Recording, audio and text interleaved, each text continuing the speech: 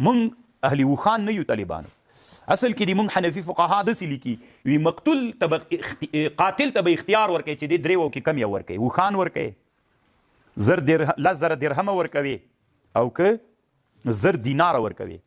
نو طالبانو قاتل به کم یو په دې کې مختار کی چې کوم اسانه وي دته. 1000 دینار ډېر روپۍ کېږي. لالو په پیسو خو ځان چې خبر کې کنه 1000 دینار هم ډېر روپۍ کېږي. وار یو وخت چې بیخي کم سي 1 لک روپۍ باندې 100 لک روپۍ کېږي او 10,000 درهمه طالبانو هغه لک شی کېږي. نو اوس خو موږ او د تاسې د امارت په دغه کې تقریبا 18 لک روپۍ څوک تعین سوی ده. دیت تعین سوی طالبانو د درهمو حساب چې ورته سوی طالبانو. خو یو ټکي تم فکر وي طالبانو دا سپین زر چې حسابوي مسکوک به حسابوي که غیر مسکوک به حسابوي. مسکوک و غیر مسکوک دا معنا طالبانو یوه غوټه د سپینو زرو راواخله هسې غوټه سپین زر نو وایه څو ګرامه د دومره ګرام یې په څو باندې ده دا غیر مسکوک ده دا ارزانه دي. کله چې ته له سپینو زرو نه شی جوړ کړي چې سیکه سي دا شی قیمته کېږي. اوس سپینو زرو نه چې هارو غاړه کوي ګوته جوړي قیمته د ګرام یې او که دغسې غوټه اوس مثلا د طالب د سپینو زرو ګوته ته راوباسه څه دې کړله نو طالبانو دا د سپینو زرو ګوته څه وله دا مثلا 15 هغه وله ګرامه وله که نه نو دغسې غوټه غوندې وله همداسې ګرده مرده وه وسپنه وه دا ګرام په څو باندې ده مثلا بیا چې له دې نه ګوته جوړه کړي دا سکه دې باندې خو خرچه راځي جوړولو باندې بیا هغه په څو ده ګرام په څو باندې ده طالبانو فرق لري. پوه نه شولئ 4 ګرامه سپین زر دې راواخیستل خو دغسې غوټه ده دا خو ارزانه ده دې ته غیر مسکوک وایي. بیا دې که څو کړل سکه دې تر جوړه کړه ګوته دې تر جوړه کړه هغه قیمت یې ځکه هغه غواړي ستړي غواړي ماشینونه غواړي نو دې ته څوک وایي. نو تاسې طالبانو ورونو یو ټکي ته فکر وي حساب چې کوئ مسکوک به حسابوئ که غیر مسکوک مسکوک دې ته فکر وي. ټوله حنفي فقه تر دې نه ډکه ده چې په دیت کې به طالبانو سره زر سپین زر چې هغه کوئ سپین زر چې حسابوئ مسکوک به طالبانو څوک به مسکوک به حسابوئ. نو طالبانو کله کله نو زه فکر کوم طالبانو دغه کوم حساب چې سوی ده اوس چې په محاکمو کې فیصله کیږي طالبانو زه خپله د دې موافق نه یم دا دوی مسکوک حساب کړی غیر مسکوک حساب کړی طالبانو. مسکوک 2 چنده د دې تقریبا کیږي په دې باید بیرته یو نوی تحقیق وسی. ما خپله په دې مفصل تحقیق کړی ده که تاسې غواړئ د ما تحقیق واورئ طالبانو خیر ده ما لیونی مه بلئ طالبانو مازغه مې نه دي خرابه خو دا خو علمي میدان ده علمي میدان کې هر چاته د څرېدلو حق شته ده. ته یې ما سره حساب که چې تا هر ګرام حساب کړی ده مثلا دا 10,000 درهمه 10,000 ګوره درهم ذکر سوی د طالبانو دا خپله لوی دلیل د حنفي فقها وګورئ درهم ذکر سوی درهم مسکوک ده که غیر مسکوک دا مسکوک د طالبانو. دا حساب چې اوس سوی ده په محاکمو کې طالبانو انا لست موافق معهم اللازم عليهم أن يجددوا هذا البحث مرة ثانية لأن يحاسبوه ولأن يعدوه دغه ګرامونه طالبانو مسکوکن دلته باید مسکوک حساب سي طالبانو 18 لکه نه کېږي 14 لکه لکه څومره د طالبانو تر دې نه ډېر غټېږي بیخي جګېږي.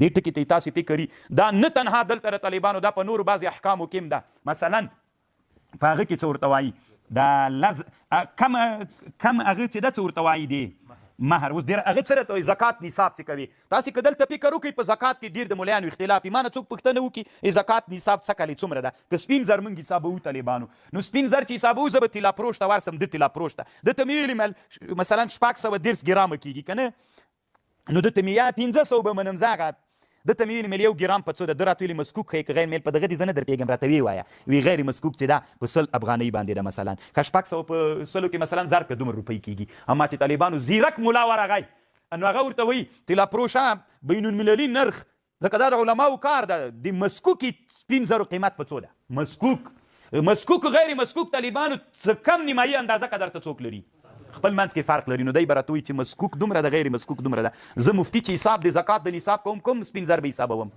مسکوک به حسابوم نو چې د حساب کړی دی بل مفتي صاحب 40,000 تر رسېدلی زه چې حساب کوم طالبانو سم 80,000 روپۍ ته ورسېږي نو ما ته وایي دا ټول ملیان غلط دي او ته صحیح یې نه لالو ته کتاب ته کښېنه کتاب وګوره ته غلط سوی چې غیر مسکوک دی حساب کړی دلته په زکات نصاب کې څوک حسابېږي مسکوک حسابېږي دې ټکي ته تاسې ډېر فکر وسېږه طالبانو دغه شیانو کې ډېره سهوې کله کله د سړي نه راځي خو دا خو طالبانو الله دې لري نو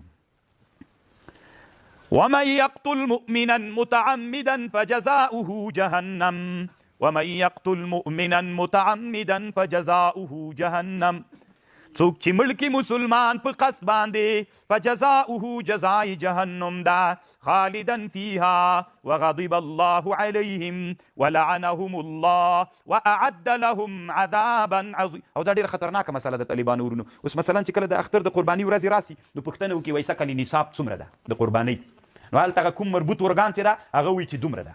دلته چې ما نه پوښتنه وکړي طالبانو زه ورته یم چې نه دومره ده، نو وی سړي هغې هلته هغه ویلې د ته ولې مخالفت کوې؟ مخالفت نه کوم، ولې سم تحقیق نه کوې؟ تا چې حساب کړی خو راځه زه هم دغه طلا فروش ته ورغلی ته هم ورغلی، تا څوک حساب کړی؟ غیر مسکوک دی حساب کړی. اما دلته دا نصاب د زکات باید څوک حساب سي؟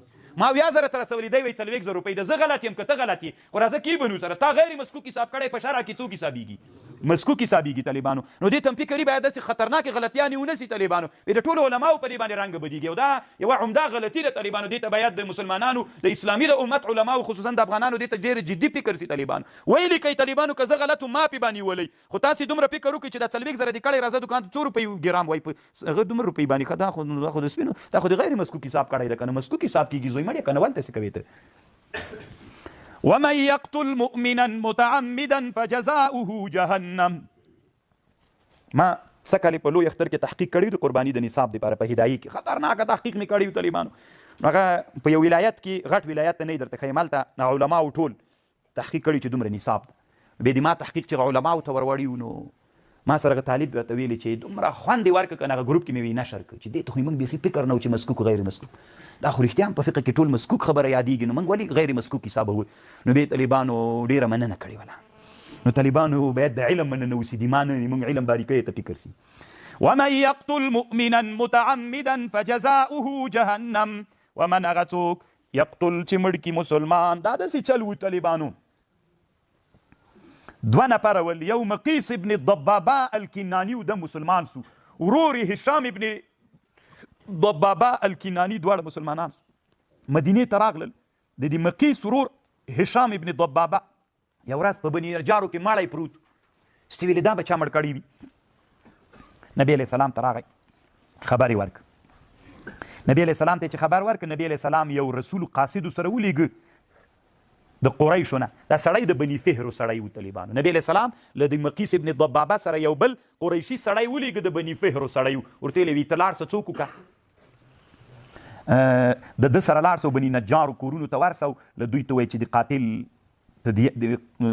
قاتل دی ورور د مقتول ته دیت ورکړي. چې ورغلل طالبانو هغوی ورته ویلې د هغه ورته ویلې دا قریشي سړي چې رسول الله قاصد لیږلی بني نجارو ته چې ورغی سړی په تاسې کې مړ د دیت یې ورکوي. هغوی ویلې بالسمع والطاعه بس موږ یې ورکوو.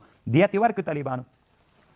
مقیس ابن ضبابه 100 دانې اوښان واخیستل. چې واخیستل طالبانو بیرته مقیس هم را روان سو او دغه د بني فهرو سړی دم را روان سول. چې را روان سول طالبانو لږ مزل یې څه وکړ نو د مقیس ابن ضبابه راجیګ سو دا هغې شهید کړ. دا قریشي د بني فهرو سړی شهید کړ. او چې شهید یې کړ طالبانو په یوه اوښه باندې سپور سو. دا نورې اوښې ځان ته مخته کړلې او منډه طالبانو عین مکې ته ځان ورسو بیرته مرتد سو. مرتد هم سو طالبانو. الله دا آیات را نازل کړ. ومن يقتل مؤمنا متعمدا فجزاؤه جهنم خالدا فيها وغضب الله عليهم ولعنه واعد لهم عذابا عظيما. طالبانو دیجنا خوارج استدلال کوي او معتزله استدلال کوي چې څوک مرتکب د ګناه کبیرې سي مخلد فی النار بي جهنم ته بزي مخلد په جهنم کې. دا آیات دلیل ده من يقتل مؤمنا متعمدا فجزاؤه جهنم. نو طالبانو عبدالله ابن عباس رضی الله عنهم دا رایه وه.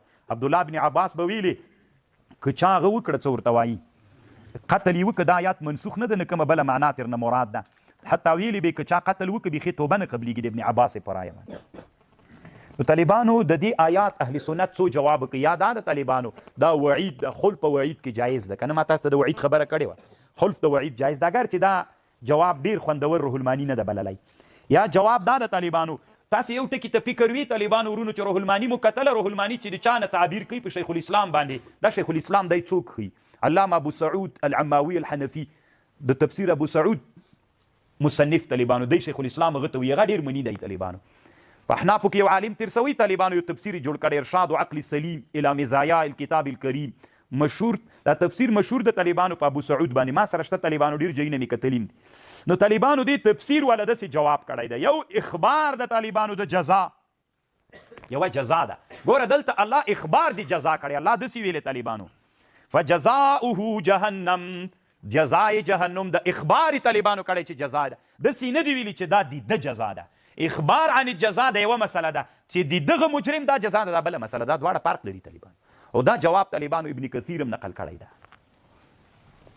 او روح المانی ته دې جواب خوند هم ورکړی طالبان او بې بحث هم پې باندې کړی او یو جواب دا ده طالبانو چې حلال یې وګڼي که نه چې قتل د مسلمان حلال وګڼي بیا مخلد فی النار ده